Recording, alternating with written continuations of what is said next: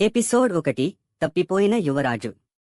ఉరుములు, మెరుపులతో ఆకాశం చీలిపోతోంది. భారీ వర్షం కురుస్తోంది. ఆర్యవర్ధన రాజ్యం అంతా యుద్ధ మేఘాలతో కప్పబడి ఉంది. రాజభవనం వెలుపల శత్రు సైన్యం దాడి చేస్తోంది. లోపల రాజు వీరేంద్ర తన ఖడ్గంతో చివరి శ్వాస వరకు పోరాడుతున్నాడు. మహారాజా! శత్రువులు కోటలోకి ప్రవేశించారు అని సేనాధిపతి అరిచాడు. రాజు తన భార్య రాణి మీరాను చూసి ఆమె ఒడిలో ఉన్న చిన్న బిడ్డను ఎత్తుకున్నాడు. మన రాజ్యం నాశనం కావచ్చు, కాని నా కుమారుడు బ్రతకాలి. ఒకరోజు ఇతడే ఈ సింహాసనాన్ని తిరిగి స్వాధీనం చేసుకుంటాడు. విశ్వాసపాత్రుడైన సైనికుడు రుద్ర ఆ బిడ్డను తీసుకుని రహస్య సొరంగం ద్వారా బయటకు వెళ్లిపోయాడు. కొన్ని క్షణాల్లోనే రాజభవనం మంటల్లో చిక్కుకుంది. దుష్టుడు భైరవుడు సింహాసన మందిరంలోకి వచ్చి గట్టిగా నవ్వాడు.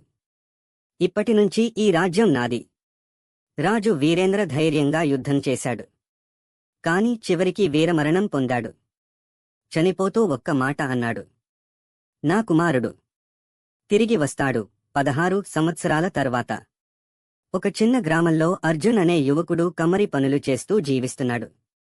తనకు తల్లిదండ్రులు ఎవరో తెలియదు. తన గతం గురించి కూడా ఏమీ తెలియదు. కాని అతను మిగతా వాళ్లలా కాదు.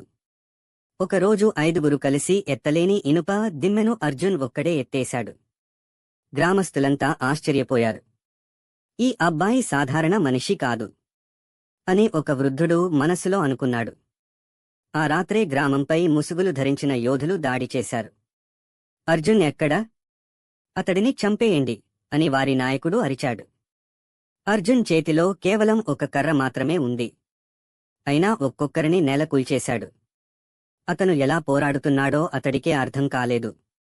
అంతలో ఒక యోధుడు వెనుక నుంచి కత్తితో దాడి చేయబోతుండగా ఒక వృద్ధుడు మెరుపువేగంతో వచ్చి ఆ దాడిని అడ్డుకున్నాడు. మిగిలిన యోధులంతా వెంటనే వెనక్కి వెళ్లిపోయారు. వృద్ధుడు అర్జున్ వైపు చూసి చిరునవ్వు నవ్వాడు. నువ్వు సాధారణ యువకుడు కాదు. నువ్వు ఆర్యవర్ధన రాజ్యానికి అసలైన వారసుడివి. అర్జున్ ఒక్కసారిగా షాక్ అయ్యాడు. ఏం అంటున్నారు మీరు?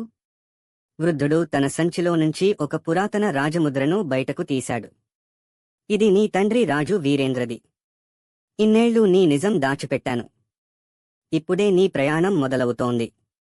అర్జున్ కళ్లలో ప్రశ్నలు. ఆకాశంలో మళ్లీ మెరుపు. వృద్ధుడు నెమ్మదిగా అన్నాడు. రేపటినుంచి నీ జీవితం పూర్తిగా మారిపోతుంది.